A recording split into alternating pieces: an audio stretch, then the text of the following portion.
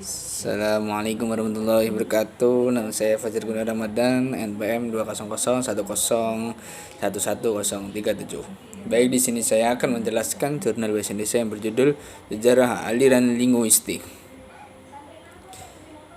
Tradisional dalam pendidikan formal, ada istilah kata tata bahasa nasional dan tata bahasa struktural.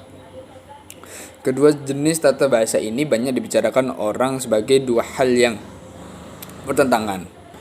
Tata bahasa Indonesia menganalisis bahasa berdasarkan filsafat dan sistem semantik, sedangkan tata bahasa struktural berdasarkan struktur atau ciri-ciri formal yang ada dalam suatu bahasa tertentu.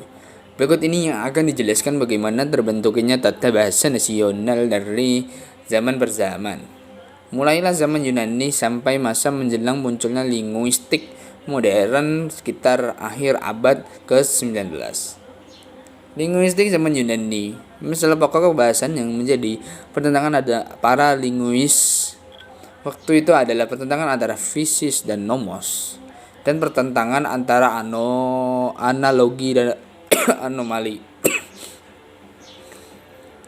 Para filsuf Yunani mempertanyakan apakah bahasa itu bersifat alami atau bersifat konveksi.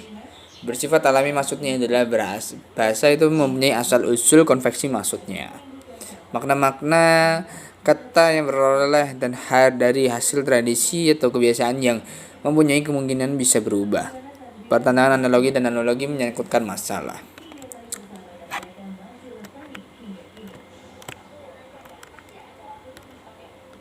Yang kedua, dia membedakan jenis kelamin kata menjadi tiga yaitu maskulin, feminim, dan netrum. Kaum stoik terkenal antara lain karena mereka membedakan studi bahasa secara logika dan studi bahasa secara tata bahasa. B. Mereka menciptakan istilah-istilah khusus untuk studi bahasa. C. Mereka membedakan tiga komponen utama dari studi bahasa. D. Mereka membedakan legend. E. Mereka membagi jenis kata menjadi 4, yaitu kata benda, kata kerja, senmoi, dan antronov. Yang F. Mereka membedakan antara kata kerja komplit dan kata kerja tak komplit, serta kata kerja dan kata kerja pasif. Yang ketiga, zaman pertengahan. Dari zaman pertengahan ini patut dibicarakan dalam studi bahasa antara lain yaitu kaum modistai, masih membicarakan pertentangan antara fisis dan nomos dan pertentangan antara analogi dan anomali. B. Tata bahasa subrektuvia merupakan hasil integrasi deskripsi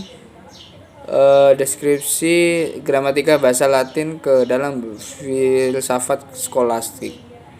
C. Petrus Hispanus, bukunya berjudul Sumuele Logiste.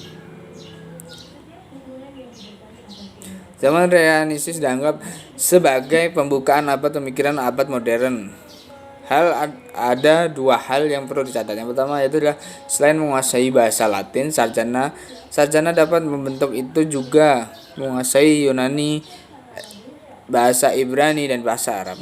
Yang kedua, selain bahasa Yunani, Latin, Ibrani, dan Arab, bahasa Eropa lainnya juga mendapat perhatian dalam bentuk pembahasan, penyusunan tata bahasa, dan malah juga perbandingan.